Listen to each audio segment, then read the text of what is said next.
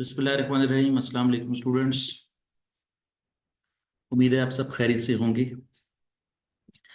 अच्छा, आज हम अपना जो सेशन स्टार्ट करेंगे उसमें हमने जो पिछले सेशन में हमने कैलकुलेट करना सीखा था, प्रॉफिट स्टेटमेंट कैलकुलेट करना सीखी थी मार्जिनल कॉस्टिंग के मेथड के जरिए और एब्जॉर्प्शन कॉस्टिंग के मेथड के जरिए। उसमें एक क्वेश्चन भी हमने किया था। आज हम एक और क्वेश्चन करते हैं, एक टेस्ट योर अंडरस्टैंडिंग करते हैं, जिससे हमारी जो वो प्रैक्टिस है वो ज़्यादा बेहतरीन हो जाएगी और इस तरह हमारा ये टॉपिक ज़्यादा स्ट्रेंथन हो जाएगा। तो देखते हैं। मेरे पास स्क्रीन पर आप देख रहे होंगे टेस्ट यूरो स्टैंडिंग 2 है। ये मैंने आपको असाइन भी किया था और मैंने उम्मीद की थी कि आपको ये क्वेश्चन जो है ना वो सॉल्व करना आगे होगा, लेकिन अगर फिर भी किसी भी स्टूडेंट को कोई इशू है तो फिर मैं आपको ये क्वेश्चन सॉल्व करके दिखा देता हूँ। और आज के सेशन के अंदर हम एक नया टॉपिक भी पढ़ेंगे, इसी चैप्टर का एक नया टॉपिक होगा जिसको हम कहते हैं reconciliation of profit statement between the marginal costing method and the absorption costing method. कि दोनों कॉस्टिंग मेथड में प्रॉफिट्स का जो डिफरेंस है वो किस वजह से पैदा होता है, ये हम डिस्कस करने की कोशिश करेंगे। और इस तरह हमारा चैप्टर आज मुकम्मल हो जाएगा। और फिर हम अगले सेशन में हम कोशिश करेंगे कि इसी चैप्टर के जितने भी एमसीक्यूज हैं वो भी हम सॉल्व कर लें, ताकि हमारी इस चैप्टर की तैयारी बड़ी ज़बरदस्त सी हो जाए और एग्जाम के लिहाज से हम फुल्ली प्रिपेयर हो जाए। तो चले देखते हैं। टेस्ट यूनिट स्टैंडिंग 2 क्वेश्चन पढ़ते हैं। पहली बात तो ये लिखी हुई है कि कंपनी ने, अल्फा कंपनी है, उसने नंबर ऑफ यूनिट प्रोड्यूस कितने की हैं, 2500 यूनिट प्रोड्यूस की हैं। उसमें से 2300 यूनिट बेच दिए हैं। और यहीं से ही हमें पता चल रहा है कि हमारी एंडिंग इन्वेंट्री 200 यूनिट्स है।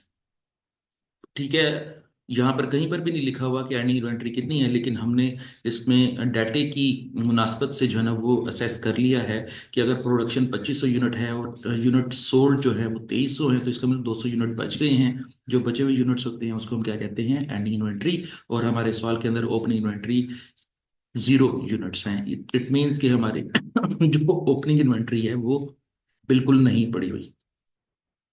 मजीद डाटा, फाइनेंशियल डाटा लिखा हुआ है, वो कहता है कि जी unit selling price 90 per unit है। ठीक है ना। 90 पर यूनिट जो है ना वो हमारी सेल्स प्राइस है। फिर वो यूनिट कॉस्ट के बारे में बात कर रहा है। डायरेक्ट मटेरियल एक यूनिट के ऊपर हमने कितने पैसे रुपए खर्च किए हैं, $15 खर्च किए हैं। डायरेक्ट लेबर एक यूनिट के ऊपर $18 खर्च किए हैं। और सॉरी, वेरिएबल प्रोडक्शन ओवरहेड 12 है। और फिक्स प्रोडक्शन ओवरहेड है 30। और इसी फिक्स प्रोडक्शन ओवरहेड को हम OAR भी कहते हैं, ओवरहेड एब्जॉर्प्शन रेट। ठीक है। और आखिरी चीज है वेरिएबल सेलिंग ओवरहेड। ये आपकी वेरिएबल सेलिंग एक्सपेंसेस है, इसको वेरिएबल सेलिंग एक्सपेंसेस को हम नॉन प्रोडक्शन कॉस्ट भी कहते हैं।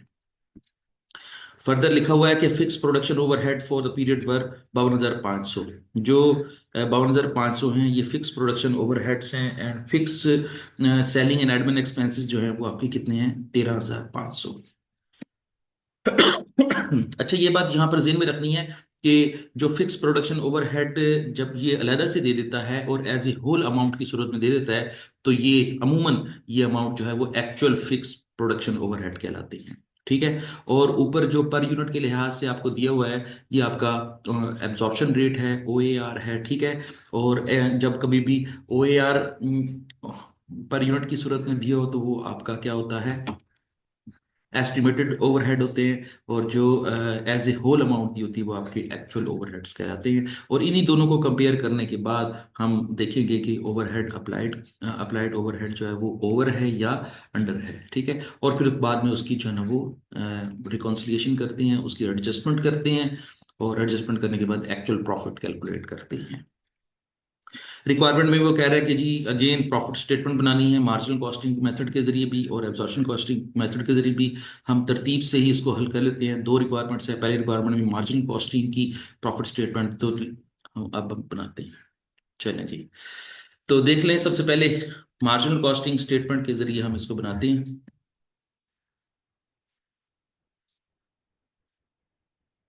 सेल्स हमारी कितनी है, 2300 यूनिट। ठीक है। क्या करेंगे, 2300 यूनिट मल्टीप्लाई बाई 90।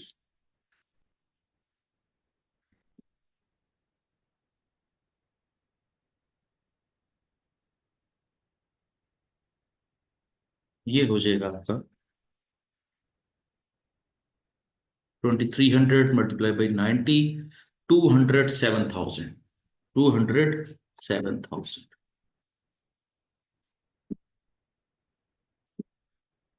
हमारी total sale 2,07,000।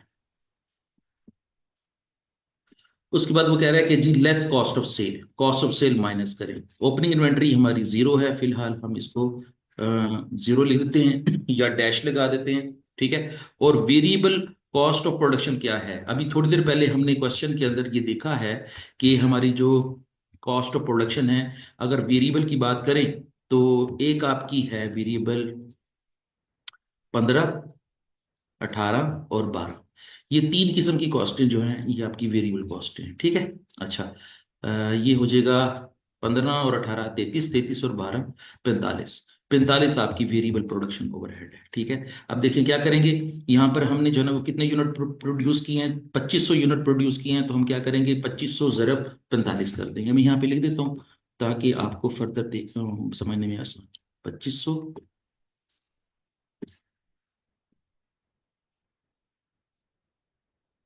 Multiply by 45। Again मैं आपको बता देता हूँ कि हम कौन सा मेथड यूज कर रहे हैं, मार्जिन कॉस्टिंग मेथड यूज कर रहे हैं। और मार्जिन कॉस्टिंग मेथड में हमने वेरिएबल कॉस्ट लेनी होती है।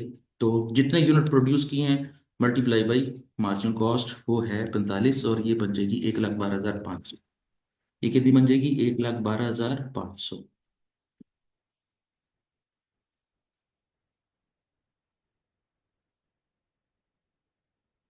ठीक है। और क्लोजिंग इन्वेंट्री हम इसमें से माइनस कर दें, देखिए ये लिखा भी हुआ है लेस क्लोजिंग इन्वेंट्री। तो हमारी क्लोजिंग इन्वेंट्री कितनी है, 200 यूनिट है। और ये 200 यूनिट भी हम इसको मल्टीप्लाई कर देंगे, 200 मल्टीप्लाई बाई 45। एक यूनिट की वेरिएबल कॉस्ट कितनी है, 45। तो प्रोड्यूस किया है हमने 2500 यूनिट और बेचे हैं हमने 2300। तो जो एंडिंग इन्वेंट्री है वो इसमें से हम माइनस कर देते हैं। 200 मल्टीप्लाई बाई 45, ये हो जाएंगे 9,000। जब ये 1,12,500 में से 9,000 माइनस करेंगे तो ये आपकी कॉस्ट ऑफ गुड्स सोल्ड आ जाएगी या कॉस्ट ऑफ सेल आ जाएगी। और वो कितनी आ जाएगी देखते हैं, 1,12,500 माइनस आंसर, ये हो जाएगा 1,03,500। ये आपकी 1,03,500 यहाँ पे आ जाएगी। अब आप क्या करेंगे, सेल्स में से 1,03,500 माइनस करेंगे तो आपका फिगर आ जाएगा 2,07,000 माइनस 1,03,500। तो बाकी बचेगा 1,03,500 ही बच जाएगा। आपने यहाँ पर इसको माइनस करके बाकी अमाउंट लिख देनी है। बाई चांस बाकी बच जाने वाली अमाउंट भी जो है ना वो सेम ही है। और हमने जो कॉस्ट ऑफ सेल माइनस की थी वो भी 1,03,500 है, ठीक है। और रिमेनिंग अमाउंट भी 1,03,500 है। अब हमने क्या करना है कि यहाँ पर लिखा हुआ है कि 1,03,500 में से भी एक और चीज माइनस करेंगे, वो है आपकी variable selling expenses. Variable selling expenses का मतलब ये होता है कि जितने यूनिट बेचे हैं उतने यूनिट के हिसाब से आपकी वेरिएबल सेलिंग एक्सपेंसेस जो है वो माइनस करनी है। अब जरा देखें, मैं क्वेश्चन की तरफ वापस लेके जाता हूं आपको। क्वेश्चन में लिखा हुआ है कि आपकी वेरिएबल सेलिंग एक्सपेंसेस कितने हैं। यहां पर देखें, कहीं पर लिखा होगा, हाँ ये आपकी वेरिएबल सेलिंग एक्सपेंसेस ये लिखे हुए हैं। ये वेरिएबल सेलिंग एक्सपेंसेस लिखे हुए हैं और ये 1 रुपया पर यूनिट लिखा हुआ है, ठीक है। तो हम क्या करेंगे, हम 1 रुपये पर यूनिट के लिहाज से इसको माइनस कर देंगे। देखिए 1 रुपये पर यूनिट के लिहाज से माइनस कर दिया। अब ये कितना बन जाएगा, ये भी बन जाएगा 2,300 मल्टीप्लाई बाई 1। तो ये भी बन जाएगा 2,300 बन जाएगा। अब आपने जो है वो 1,03,500 में से मजीद 2,300 रुपये माइनस कर देने हैं और आपका आंसर आ जाएगा कॉन्ट्रीब्यूशन मार्जिन, ठीक है। -2,300। तो ये आंसर आ जाएगा आपका 1,01,200।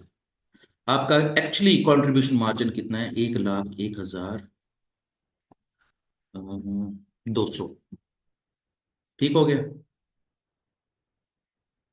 अब यहां पर आपकी एक और अंडरस्टैंडिंग आपको याद आ रही होगी कि मैंने फार्मूला बताया था कि टोटल सेल में से टोटल वेरिएबल एक्सपेंसेस माइनस करनी है।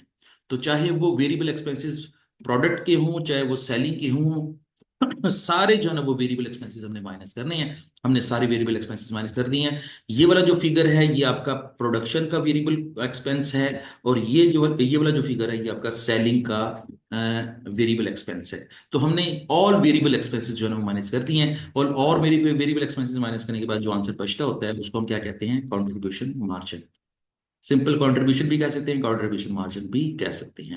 अब क्या करना है आपने, वो कहता है कि जी अब माइनस करेंगे आप फिक्स कॉस्ट को।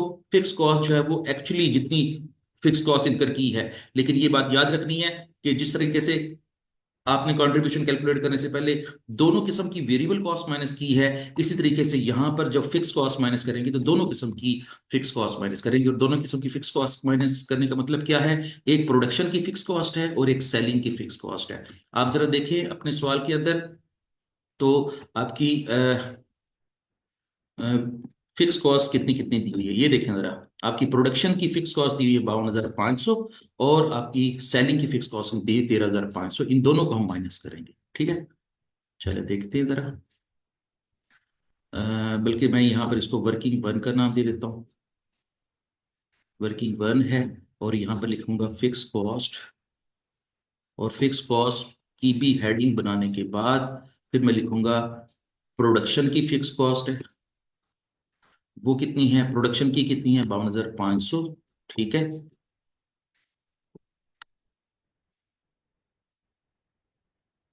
और नॉन प्रोडक्शन फिक्स कॉस्ट कितनी है, 13,500। ठीक है। तो अब 52,500 जमा 13,500, दोनों को मिला के कितना हुआ,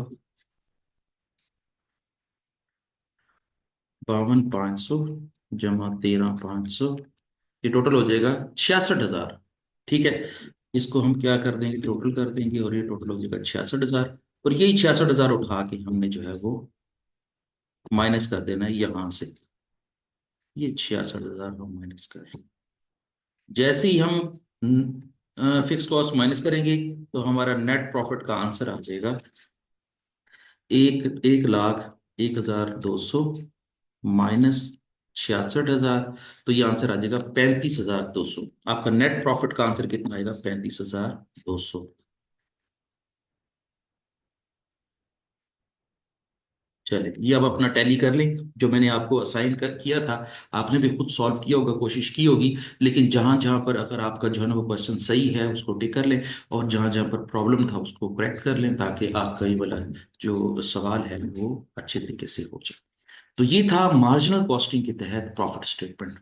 और मार्जिनल कॉस्टिंग ये कहती है कि आपका प्रॉफिट इस साल हुआ है 35,200। अब हम इसी डाटे को यूज करते हुए हमने एब्जॉर्प्शन कॉस्टिंग के तहत भी सवाल हल करते हैं, ताकि ये हमारा सवाल जो है वो टेस्ट यूरो स्टैंडर्ड 2 जो है ना वो हर यहाँ से कम्प्लीट हो जाए। तो देखते हैं।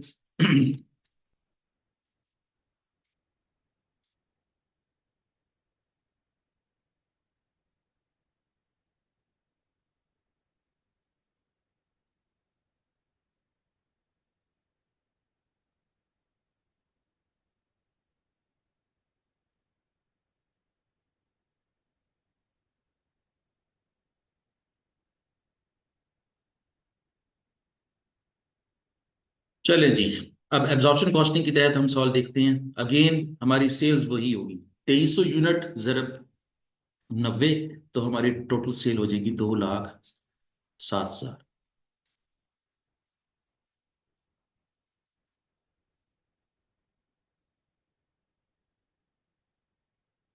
ठीक है। इसमें से हमने लेस कॉस्ट ऑफ सेल करनी है, तो लेस कॉस्ट ऑफ सेल के लिए ओपनिंग इन्वेंट्री हमारी क्या है, जीरो है। ठीक है। तो इसको छोड़ देंगे। वो कहता है वेरिएबल कॉस्ट ऑफ प्रोडक्शन क्या है, तो variable cost of production again जो है ना, हमारी वेरिएबल कॉस्ट ऑफ प्रोडक्शन है हमारी 45। एक यूनिट की कॉस्ट है 45। कितने यूनिट प्रोड्यूस किए हैं, 2500 यूनिट प्रोड्यूस किए हैं, तो 2500 से मल्टीप्लाई कर देंगे। ये हो जाएगा आपका 1,12,500। 1,12,500।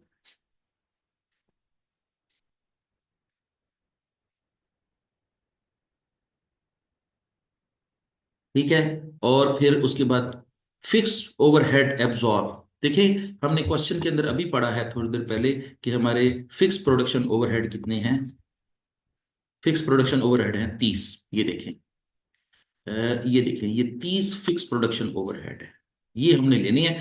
एक यूनिट के ऊपर 30 रुपए हैं, और हमने कितने यूनिट प्रोड्यूस किए हैं? हमने 2500 यूनिट प्रोड्यूस किया, तो क्या करेंगे? 30 ज़रब 2500 यूनिट,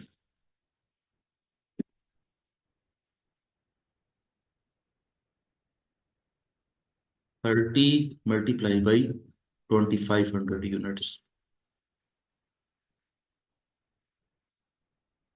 और ये हो जाएगा आपका 2500 × 30, ये हो जाएगा 75,000। अब आपकी फिक्स प्रोडक्शन कॉस्ट है 75,000, ठीक है।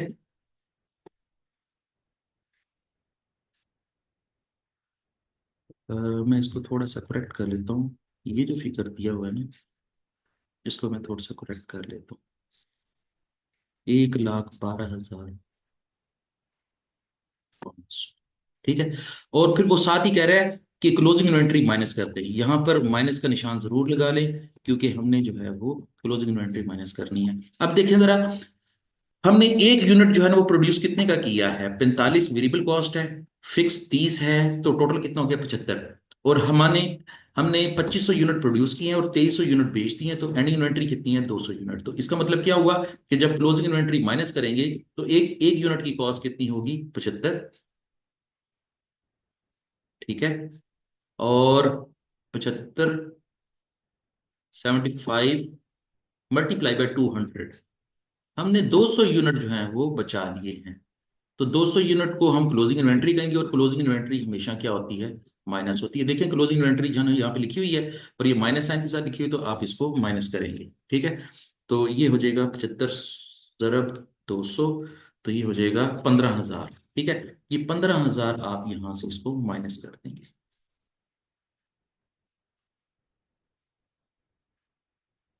ये माइनस कर देंगे, ठीक है। अब देखें जरा, ओ आपकी ओपनिंग इन्वेंट्री 0 है, ठीक है। आपकी वेरिएबल प्रोडक्शन कॉस्ट 1,12,500 है, और फिक्स प्रोडक्शन कॉस्ट 75,000 है। इन दोनों को जमा कर दें, और इन दोनों को जमा करने के बाद एंडिंग इन्वेंट्री माइनस करेंगे, जो बाकी फिगर आएगा उसको हम क्या लिखेंगे?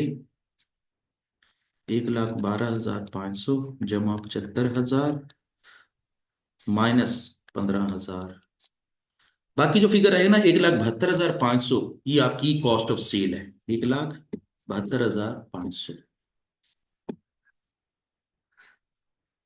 दोबारा देख लें। हमने असल में कॉस्ट ऑफ सेल कैलकुलेट कर रहे हैं, और कॉस्ट ऑफ सेल कैलकुलेट करने का फार्मूला क्या होता है? Opening inventory plus variable cost of production plus fix cost of production, इन सारों को तीनों को जमा कर देंगे, और उसमें से एंडिंग इन्वेंट्री माइनस कर देंगे, तो जो बाकी बचेगा वो बचेगा 1,72,500। यही आपकी 1,72,500 जो है, ये क्या है? आपकी कॉस्ट ऑफ सेल है। अब आप क्या करेंगे? टोटल सेल में से कॉस्ट ऑफ सेल माइनस कर देंगे, तो जो बाकी बचेगा वो हमारा आंसर क्या आएगा? 2,07,000 माइनस आंसर, हमारा आंसर आ जाएगा 34,500। यहां पर आंसर आपका आएगा 34,500। अब हमने एक बड़ी जबरदस्त सी अंडरस्टैंडिंग जो पहले से दी हुई है उसको अप्लाई करने जा रहे हैं। वो कहता है कि जी हमारे सवाल के अंदर अंडर एब्जॉर्ब ओवरहेड है या ओवर एब्जॉर्ब ओवरहेड है। यहां पर देखें, मैं इसकी वर्किंग कर देता हूं। Working two, working two, under या ओवर एब्जॉर्ब ओवरहेड्स, एब्सॉर्ब्ड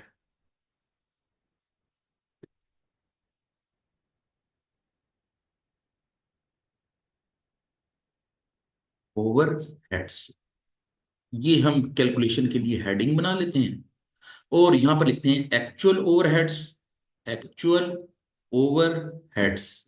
ये मैं इसको एब्रीविएशन यूज कर रहा हूं। ए से एक्चुअल, ओ से ओवर, एच से हेड। एक्चुअल ओवरहेड्स हमारे सवाल में दिए हुए हैं 52,500, ठीक है। आप क्वेश्चन को जरा रिव्यू करें तो पता चलेगा हमारे एक्चुअल ओवरहेड कितने हैं? 52,500। उसमें से एब्जॉर्ब ओवरहेड माइनस कर देते हैं, एब्जॉर्ब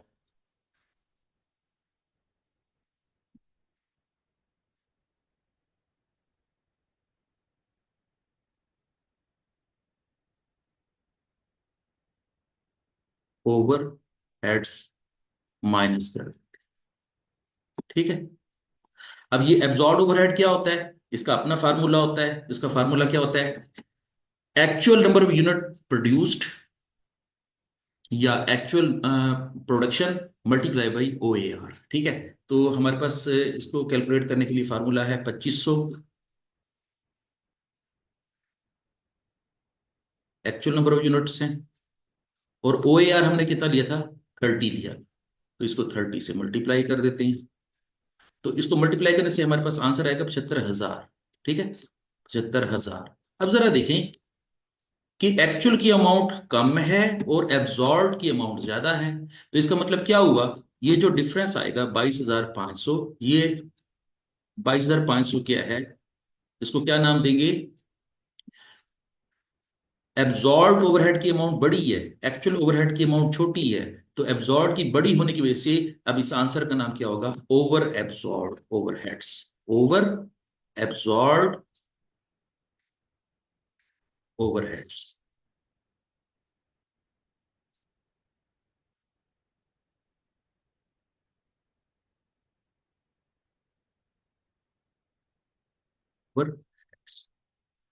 अगर हमने ये पढ़ा हुआ है कि अगर हमारे एब्जॉर्ब ओवरहेड ओवर हो जाते हैं, तो ओवर होने की सूरत में ये देखें, ये लिखा हुआ है ओवर।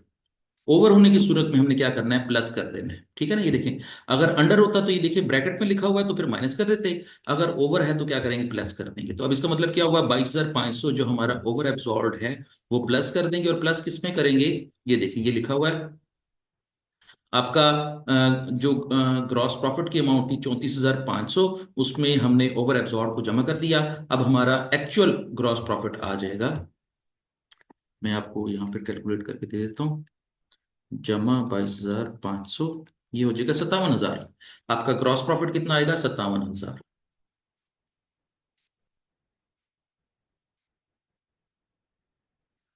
तो ये थी आपकी एडजस्टमेंट अंडर एब्जॉर्ब या ओवर एब्जॉर्ब के लिहाज से। इस क्वेश्चन के अंदर हमारी जो ओवरहेड है वो ओवर एब्जॉर्ब हो गया, और जब ओवर एब्जॉर्ब होते हैं तो उसको हम क्या करते हैं, ग्रॉस प्रॉफिट में जमा कर देते हैं। ठीक है, तो ये जमा कर देंगे और इस तरह हमारा ग्रॉस प्रॉफिट आ जाएगा 57,000। अब इसमें से हमने क्या माइनस करना है, लेस नॉन प्रोडक्शन कॉस्ट। अब ये बात याद रखें कि जब कभी भी एब्जॉर्प्शन कॉस्टिंग होती है, तो एब्जॉर्प्शन कॉस्टिंग में नॉन प्रोडक्शन कॉस्ट का मतलब क्या होता है, variable plus fix.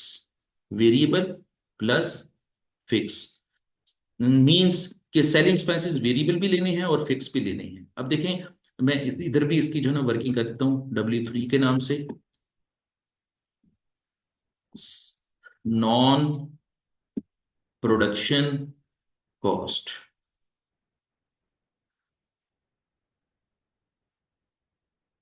Non production cost क्या है, वेरिएबल कितनी है, एक यूनिट की 1 रुपया है। ठीक है, तो 2300 जरब एक करेंगे तो ये 2300 रुपये ही बन जाएंगे। जितने यूनिट बेचेंगे ना उसको 1 रुपए से मल्टीप्लाई कर देंगे, क्योंकि हमारे सवाल के अंदर लिखा हुआ है कि एक यूनिट बेचने के ऊपर हमारी वेरिएबल सेलिंग एक्सपेंसेस कितने हैं, 1 रुपया। और अब हम फिक्स की बात करते हैं, तो फिक्स हमारे सवाल के अंदर 13,500 पहले से दिए हुए हैं, यहाँ पर 13,500 जमा कर देंगे। तो अब हमारे जो है वो टोटल नॉन प्रोडक्शन कॉस्ट, या जिसको हम सेलिंग एंड एडमिन एक्सपेंसेस कहते हैं, वो कितने बन जाएंगे,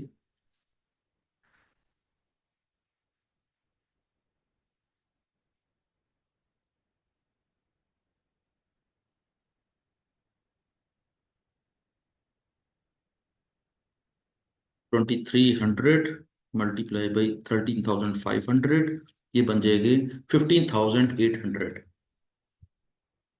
15,800।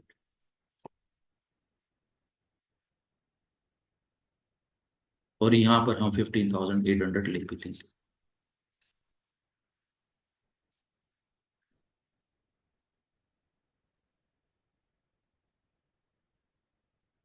57,000 ग्रॉस प्रॉफिट है, उसमें से नॉन प्रोडक्शन कॉस्ट माइनस करेंगे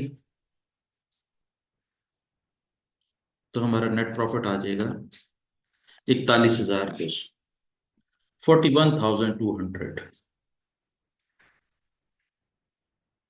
ये है हमारा नेट प्रॉफिट। अगर हम एब्जॉर्प्शन कॉस्टिंग यूज करते हैं तो हमारा नेट प्रॉफिट आएगा 41,200, और अगर हम मार्जिनल कॉस्टिंग यूज करते हैं तो हमारा प्रॉफिट आएगा 35,200। ठीक है, ये था आपका टेस्ट योर अंडरस्टैंडिंग 2।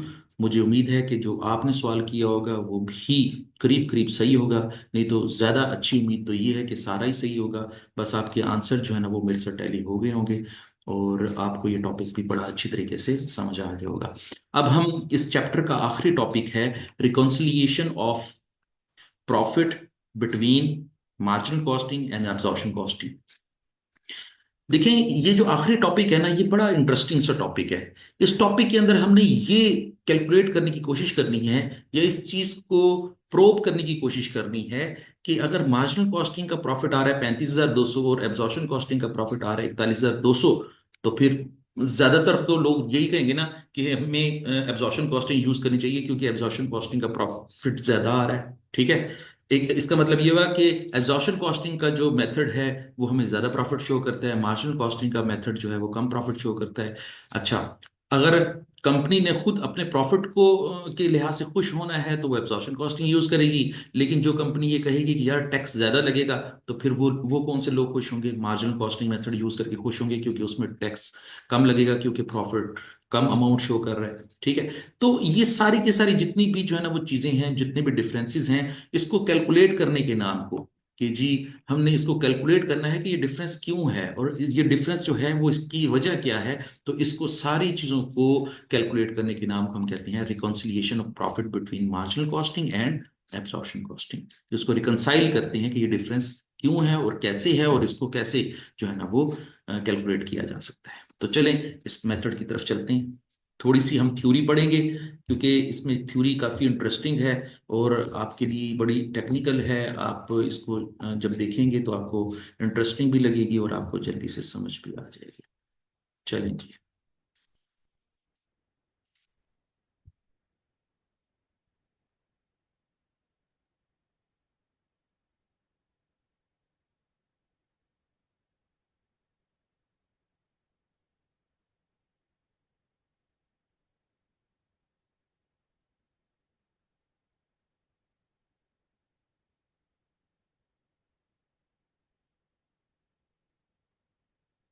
जी, ये स्क्रीन पर आपको कुछ हाईलाइट किया हुआ मटेरियल नजर आ रहा होगा और हेडिंग का नाम क्या लिखा हुआ है? Reconciling profit reported under different methods.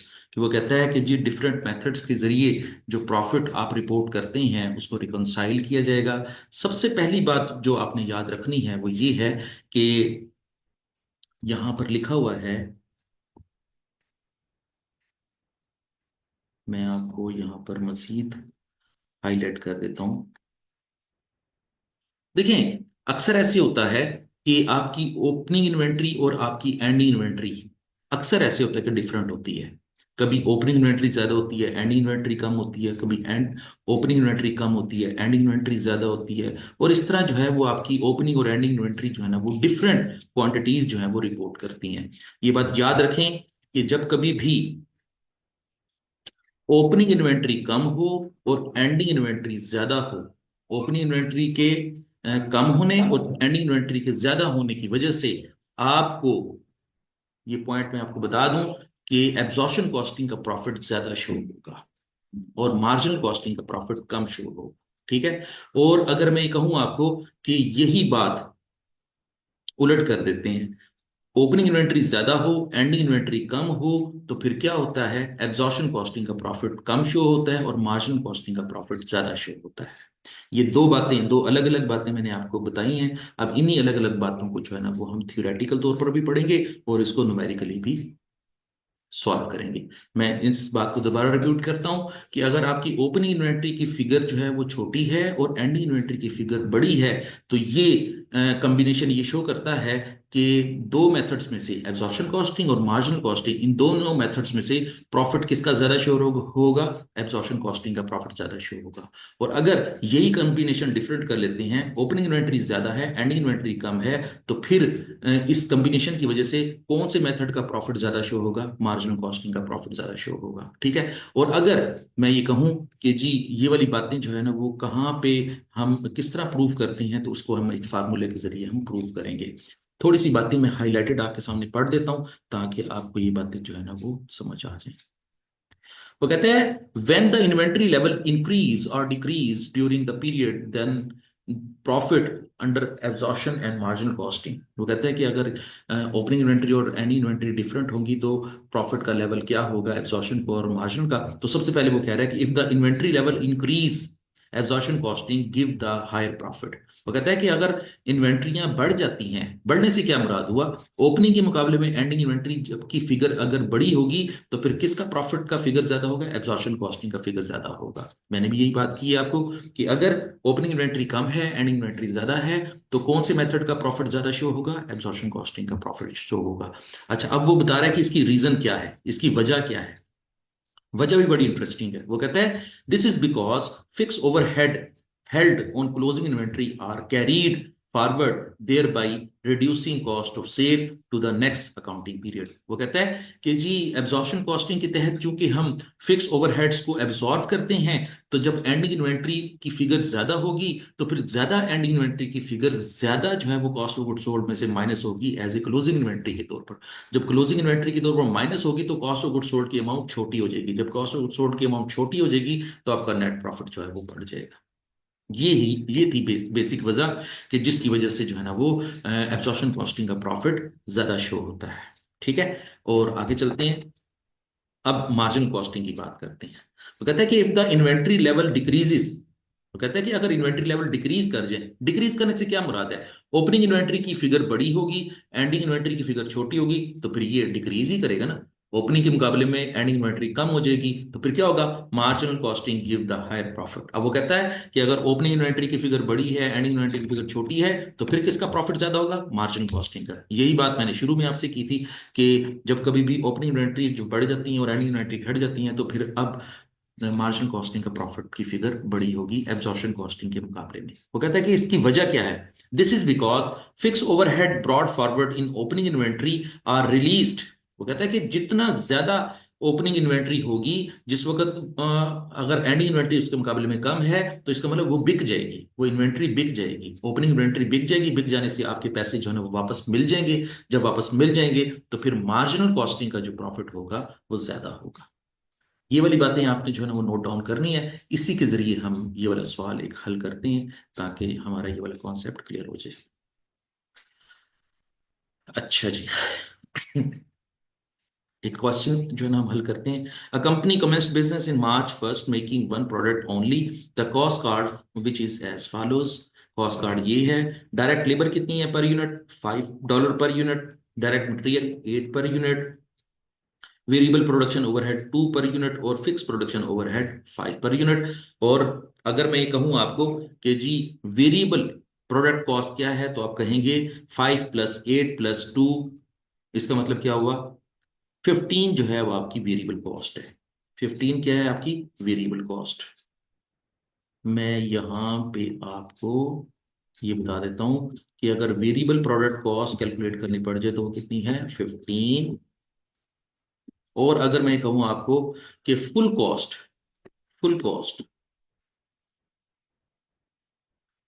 क्या है और फुल कॉस्ट जो है वो किस मेथड में यूज होती है, एब्जॉर्प्शन कॉस्टिंग में यूज होती है। तो 15 + 5 आपकी फिक्स ओवरहेड है तो फुल कॉस्ट कितनी हो जाएगी, 20 हो जाएगी। ठीक है, मार्जिनल कॉस्टिंग के तहत वेरिएबल कॉस्ट लेते होते हैं। ठीक है, और मार्जिनल कॉस्टिंग का वेरिएबल कॉस्ट कितनी है 15 है। ठीक है, और फुल कॉस्ट जो होती है वो एब्जॉर्प्शन कॉस्टिंग में लेते हैं। मैं ए सी लिख रहा हूं, एब्जॉर्प्शन कॉस्टिंग मींस ए सी। एब्जॉर्प्शन कॉस्टिंग में फुल कॉस्ट लेते हैं और फुल कॉस्ट कितनी है 20 है। ठीक है, चले, अब ये बात याद रखनी है और इसी के जरिए हम जो है वो अपना बाकी सवाल हल करेंगे। अब देखें जरा, चूंकि इस सवाल के अंदर हमने रिकॉन्सिलिएशन करनी है तो हमने सारा सवाल तो हल नहीं करना, हमने सिर्फ रिकॉन्सिलिएशन करनी है। और रिकॉन्सिलिएशन के लिहाज से हमारे पास डाटा हमारे सामने आ रहा है। वो कहता है कि जी मार्जिनल कॉस्ट कितनी है 15। देखें उसने साबित भी कर दिया कि आपकी मार्जिनल कॉस्ट कितनी है 15 है और आपकी फुल कॉस्ट कितनी है 20 है। ठीक है, ये देखें 15 मार्जिनल कॉस्ट है और 20 क्या है, फुल कॉस्ट है। ये यहां तक हमारी बातें क्लियर है। डिफरेंस इन द कॉस्ट, वो कहता है कि कॉस्ट के अंदर डिफरेंस कितना है, ₹5 का है। और ये ₹5 किसकी वजह से है, फिक्स कॉस्ट की वजह से है, फिक्स प्रोडक्शन कॉस्ट की वजह से है। ठीक है, अच्छा फिर वो कहता है this means that each unit of opening inventory will be valued 5 more than under the absorption costing. वो कहता है कि जी आपकी जो ओपनिंग इन्वेंट्री है वो एंडिंग इन्वेंट्री के मुकाबले में 5 रुपए ज्यादा शो कर रही होगी, और ये कौन सा मेथड होगा? एब्जॉर्प्शन कॉस्टिंग का मेथड यूज शो होगा। ठीक है ना? वो कहता है कि ओपनिंग इन्वेंट्री और एंडिंग इन्वेंट्री जो है वो अगर हम एब्जॉर्प्शन कॉस्टिंग के तहत कैलकुलेट करें ना, तो ओपनिंग इन्वेंट्री के अंदर भी 5 रुपए ज्यादा होंगे, एंडिंग इन्वेंट्री के अंदर भी 5 रुपए ज्यादा होंगे। ठीक है? और यही 5 रुपए मार्जिनल कॉस्टिंग की ओपनिंग में और मार्जिनल कॉस्टिंग के एंडिंग में कम होंगे। तो ये बात वो ही लिखना चाह रहा है। आगे चलते हैं। The number of unit produced and sold, कितने यूनिट प्रोड्यूस किए हैं? 2000। कितने बेचे हैं? 1500। एंडिंग इन्वेंट्री कितनी है? 500। अगर मैं कहूं आपको जल्दी जल्दी से जो है ना ये वर्किंग करके दिखाऊं, तो हमारी एंडिंग इन्वेंट्री कितनी है? 500 यूनिट है। इस क्वेश्चन के अंदर आपकी जो, हाँ ये वर्किंग भी उसने कर दी है। ये सारी वर्किंग जो है ये आपको उसने करके दे दी है। आपकी एंडिंग इन्वेंट्री कितनी है? 500 यूनिट है। ठीक है? अच्छा, इस पूरे क्वेश्चन के अंदर जो है ना ओपनिंग इन्वेंट्री बिल्कुल नहीं दी हुई, तो इसका मतलब ओपनिंग इन्वेंट्री जीरो होगी। अब जरा आप कंपेयर करें, जो मैंने आपको चीजें सिखाई हैं आप जरा कंपेयर करें। आपकी ओपनिंग इन्वेंट्री कितनी है? जीरो। आपकी एंडिंग इन्वेंट्री कितनी है?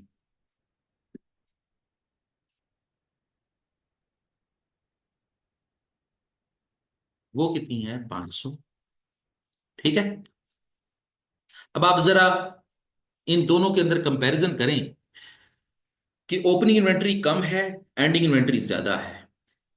जब ओपनिंग इन्वेंट्री कम हो, एंडिंग इन्वेंट्री ज्यादा हो, तो फिर ये चीज ये शो करती है कि एब्जॉर्प्शन कॉस्टिंग का प्रॉफिट की फिगर बड़ी होगी और मार्जिनल कॉस्टिंग के प्रॉफिट की फिगर छोटी होगी।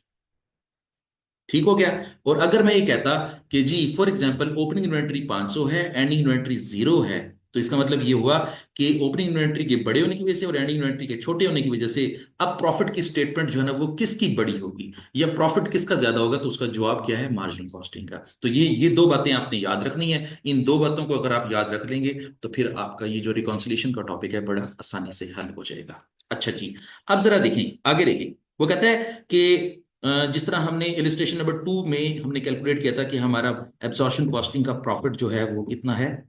18,750 है। और मार्जिनल कॉस्टिंग का प्रॉफिट कितना है? 16,250। ठीक है? अब वो ये कहता है कि इन दोनों के दरमियान डिफरेंस कितना है, क्यों है, और इसको टैली कैसे करेंगे? इसको टैली करना मैं आपको सिखा देता हूं। देखें, सबसे पहले तो ये देखें कि जब कभी भी रिकॉन्सिलिएशन का सवाल आपको हल करना पड़ जाए ना, तो आप क्या करते हैं? दोनों के प्रॉफिट का डिफरेंस ले लेते हैं। difference between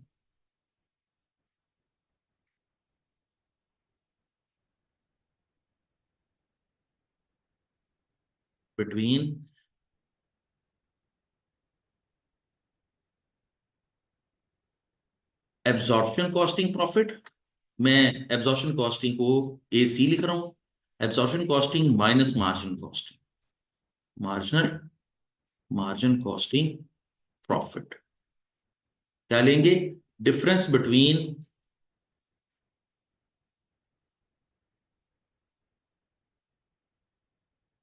absorption costing profit and marginal costing profit. 18,750 है एब्जॉर्प्शन कॉस्टिंग का प्रॉफिट, और मार्जिन कॉस्टिंग का प्रॉफिट कितना है? 16,250।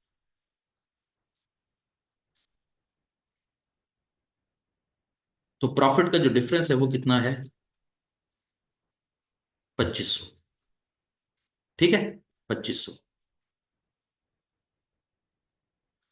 अब ये 2500 दोनों मेथड्स के प्रॉफिट का डिफरेंस है। और ये डिफरेंस किस तरह हमने रिकंसाइल करना है? This amount is the product of, this amount is the product of number of unit and inventory, number of unit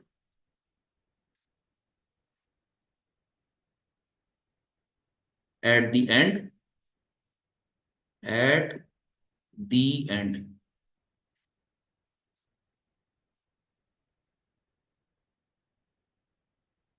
multiply by O A R, multiply by O A R. ठीक है? अब ये वाला formula आपने याद रखना है। ये जो 2500 है ये 2500 जो फर्क है दोनों मेथड्स की प्रॉफिट का जो फर्क है, ये किस चीज का प्रोडक्ट है, ये किस चीज का मजमूआ है? इस फार्मूले का मजमूआ है। ठीक है। इस फार्मूले के लिहाज से आपकी एंड इन्वेंट्री कितनी है? 500 यूनिट्स। ठीक है। और आपका ओ ए आर सवाल में दिया हुआ है, और ओ ए आर जो है ना, ये देखिए, ये 5 रुपए सवाल में दिया हुआ है। ये 5 रुपए आपका ओ ए आर है। तो 500 जरा 5, तो आंसर कितना हो जाएगा? 2500। तो इसका मतलब ये हुआ कि जब कभी भी आपने इसका डिफरेंस ढूंढने की कोशिश करनी है, तो पहले इसका डिफरेंस कैलकुलेट कर लेंगे, और इस डिफरेंस की अमाउंट जो है वो जो कैलकुलेट होगी उसको टैली करना होगा, तो क्या करेंगे? ओ ए आर को मल्टीप्लाई कर देंगे एंडिंग इन्वेंट्री के साथ, इस तरह आपका डिफरेंस मिल जाएगा। अब आपने एक और फार्मूला मुझसे सीखना है, और वो क्या सीखना है कि आपने एक मेथड के प्रॉफिट को लेना है, उसके जरिए दूसरे मेथड का प्रॉफिट आप कैलकुलेट कर लेंगे। वैसे तो आपके सामने दोनों प्रॉफिट के आंसर लिखे हुए हैं, लेकिन जब हम रिकॉन्सिलिएशन करते हैं तो हमेशा एक मेथड के प्रॉफिट को उठा के दूसरे प्रॉफिट का जो अमाउंट है वो कैलकुलेट कर लेते हैं। तो ये वाली चीज भी मैं आपको करवाना सिखा देता हूं, ताकि आपको इसकी समझ आ जाए। तो सबसे पहले क्या लेंगे? Absorption costing profit. मैं यहां पे लिखता हूं एब्जॉर्प्शन कॉस्टिंग प्रॉफिट। अब देखिए, मैंने इसको सॉल्व करते वक्त एक मेथड का प्रॉफिट ले लिया ना, तो अब हम इसी के जरिए दूसरे मेथड का प्रॉफिट कैलकुलेट करना सीख लेंगे। 18,750 है एब्जॉर्प्शन कॉस्टिंग का प्रॉफिट। मैं यहां पे लिख देता हूं एब्जॉर्प्शन कॉस्टिंग प्रॉफिट।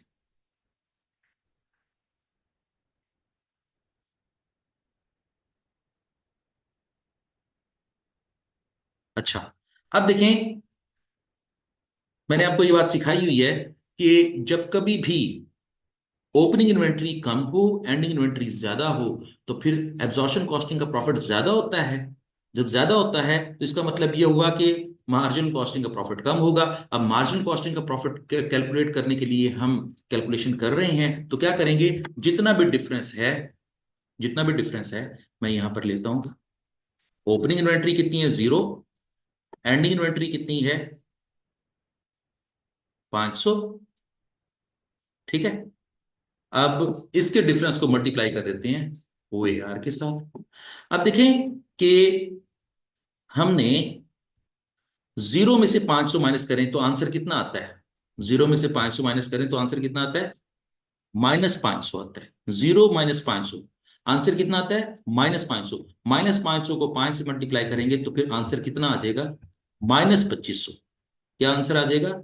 -2500। जब ये -2500 करेंगे, तो अब माइनस करने से अब आपका आंसर कितना आ जाएगा? 16,250। ये 16,250 का मतलब क्या है? कि ये मार्जिनल कॉस्टिंग का प्रॉफिट कैलकुलेट हो गया है। मार्जिनल कॉस्टिंग प्रॉफिट कैलकुलेट हो गया है। बस इतना सही काम करना था।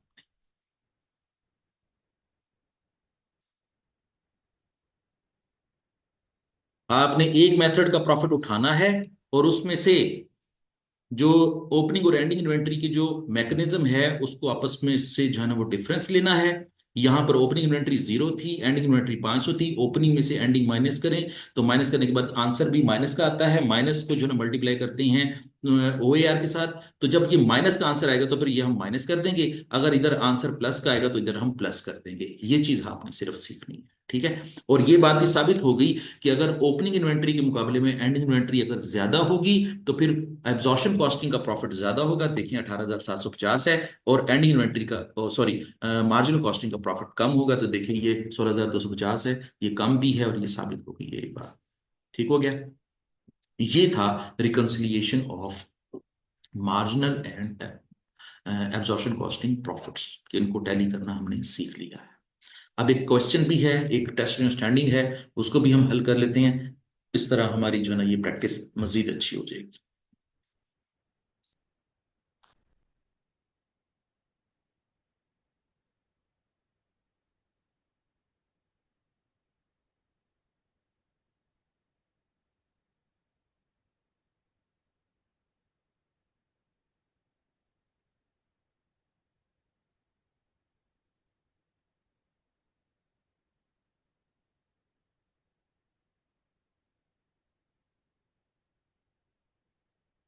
चलिए। Test your understanding 3।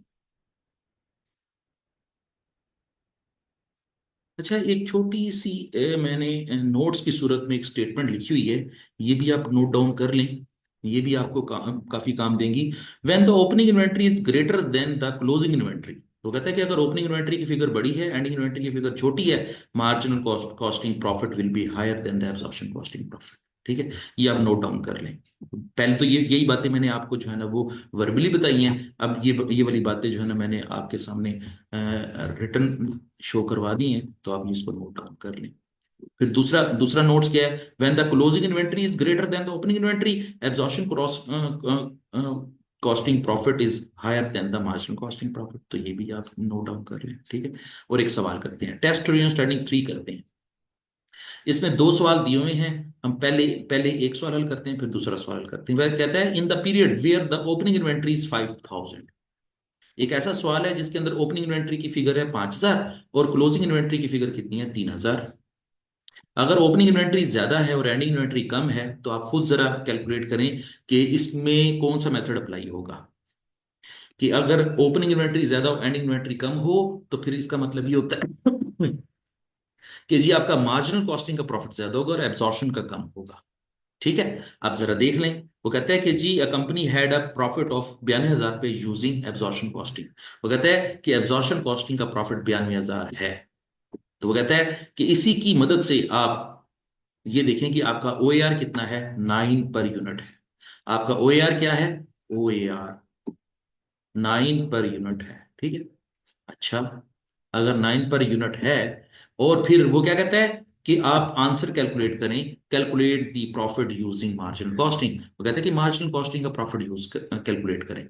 अच्छा, अब जरा अपनी अंडरस्टैंडिंग मुझे बताएं जरा। मैंने कहा था थोड़ी देर पहले, क्या कहा था कि अगर ओपनिंग इन्वेंट्री ज्यादा हो, एंडिंग इन्वेंट्री कम हो, तो मार्जिनल कॉस्टिंग का प्रॉफिट ज्यादा होता है, और अगर ओपनिंग इन्वेंट्री कम हो, एंडिंग इन्वेंट्री ज्यादा हो, तो किसका आंसर ज्यादा होता है, प्रॉफिट किसका ज्यादा होता है, एब्जॉर्प्शन कॉस्टिंग का। तो अब देखें, मैं इसकी वर्किंग करता हूं आपके सामने। ये है जी एब्जॉर्प्शन कॉस्टिंग का प्रॉफिट है हमारे सामने, 92,000। मैं इसी को ही हेल्प लेते हुए सवाल हल कर देता हूँ, 92,000। ठीक है, ये बड़ा जबरदस्त सा फार्मूला है, इस तरह के सवालों को हल करने के लिहाज से आपके लिए एक बहुत जबरदस्त शॉर्टकट सा जो है ना मैंने आपको आपके लिए बना दिया है। आप इसी को ही हमेशा यूज करेंगे और इस तरह जो है सवाल हल हो जाएगा। तो यहां पर देखें, हमारे पास ओपनिंग इन्वेंट्री कितनी है, 5,000। मैं यहाँ पे 5,000 लिख रहा हूँ। ठीक है,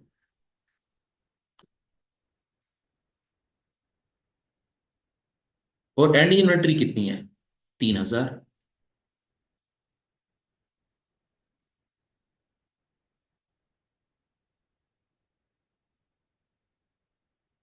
ठीक हो गया। और अब हमारा OAR कितना है, 9। यहां पर क्या लिखेंगे, 9 OAR। अब देखें जरा, ओपनिंग इन्वेंट्री ज्यादा है, एंडिंग इन्वेंट्री कम है, तो डिफरेंस किस में आएगा, पॉजिटिव आएगा या नेगेटिव आएगा, पॉजिटिव आएगा। कैलकुलेटर पे लिखें जरा, पहले 5,000 लिखें, फिर उसमें से 3,000 माइनस करें, कैलकुलेटर आपको पॉजिटिव 2,000 का डिफरेंस देगा। ठीक है, अब चूंकि पॉजिटिव है, तो फिर क्या करेंगे, इसी पॉजिटिव अमाउंट को 9 से मल्टीप्लाई करेंगे। जब 9 से मल्टीप्लाई करेंगे तो आंसर आपका आ जाएगा 18,000। ठीक है, 18,000।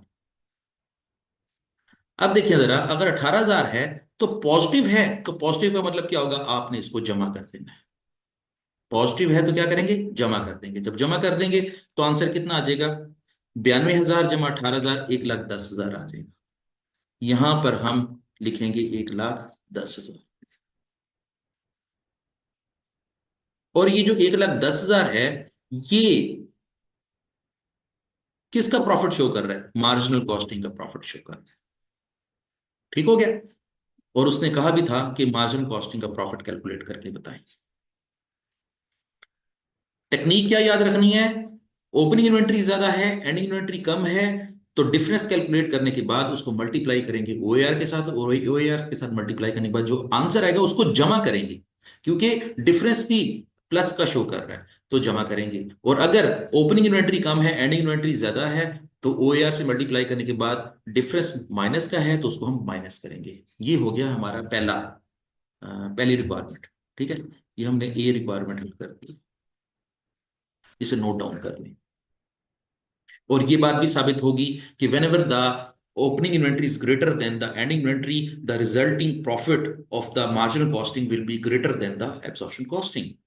ठीक है, और यही असूल जो है वो उलट हो जाएगा जब ओपनिंग इन्वेंट्री कम होगी और एंडिंग इन्वेंट्री ज्यादा होगी। आइए जरा एक और सवाल करते हैं और इसको इसके मंतकी अंजाम तक पहुंचाते हैं। चलें जी, तो अब हमारी रिक्वायरमेंट क्या है? बी। बी रिक्वायरमेंट है। ठीक है, बल्कि मैं एक और जो है ना वो आपको जगह पर, चलें यहीं पे हल करके दिखा देता हूँ। हमारे पास अब दिया हुआ है मार्जिनल कॉस्टिंग का प्रॉफिट। दूसरी रिक्वायरमेंट में देखिए जरा, मार्जिनल कॉस्टिंग का प्रॉफिट दिया हुआ है, तो हम यहां पर मार्जिनल कॉस्टिंग लिख लेते हैं। ठीक है, और 62,100 है। ठीक है, 62,100।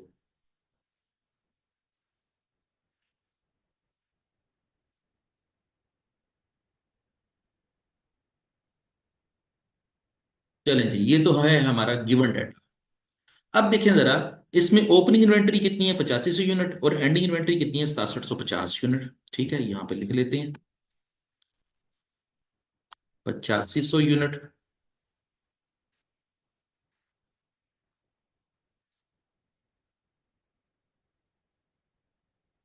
और एंडिंग इन्वेंट्री कितनी है? 6750 यूनिट। 6750 यूनिट। ठीक है, और हमारा OAR कितना है? 3 है इस सवाल के अंदर। क्वेश्चन बी में हमारा OAR कितना है? 3 है। ठीक हो गया। अब देखें जरा, मैंने कहा था कि अ, जब कभी भी ओपनिंग इन्वेंट्री ज्यादा हो, एंडिंग इन्वेंट्री कम हो, और तो फिर क्या होगा कि मार्जिनल कॉस्टिंग का जो प्रॉफिट है वो ज्यादा शो करेगा, और एंडिंग और एब्जॉर्प्शन कॉस्टिंग का प्रॉफिट कम शो करेगा। इसका मतलब ये है कि अगर ओपनिंग इन्वेंट्री में से एंडिंग इन्वेंट्री माइनस करें, और माइनस करने के बाद आंसर OAR से मल्टीप्लाई करें, तो ये हम क्या कर देंगे? इसको हम माइनस कर देंगे। ठीक है, अब ये डिफरेंस जरा कैलकुलेट करते हैं। 8500 माइनस 6750 जरब 3, आंसर आ जाएगा 5250। हमने क्या करना है? 5250 रुपये यहां से माइनस कर देंगे। 5250 माइनस कर देंगे। माइनस क्यों करेंगे? अगर यही अगर प्रॉफिट एब्जॉर्प्शन कॉस्टिंग का होता, और ये ओपनिंग इन्वेंट्री ज्यादा होती, एंडिंग इन्वेंट्री कम होती, तो प्लस करते। और जब हम मार्जिनल कॉस्टिंग से सवाल स्टार्ट करेंगे तो वो सारे के सारे असूल जो है वो उलट हो जाएंगे। ठीक है, मार्जिनल कॉस्टिंग के आंसर जो है ना एब्जॉर्प्शन कॉस्टिंग के जो है ना वो मेथड से डिफरेंट असूल। अब मार्जिनल कॉस्टिंग से स्टार्ट लिया है, एब्जॉर्प्शन कॉस्टिंग के आंसर की तरफ जा रहे हैं, तो फिर हमारे ये सारे के सारे असूल जो है वो उलट हो जाएंगे। ठीक हो गया, तो अब यहां पर मैं लिख देता हूं कि एब्जॉर्प्शन कॉस्टिंग प्रॉफिट। ठीक है, अब ये एब्जॉर्प्शन कॉस्टिंग प्रॉफिट क्या होगा? कैलकुलेटर से कैलकुलेट कर लेते हैं। 62,100 माइनस 5250, आंसर हो जाएगा 56,850। 56,850।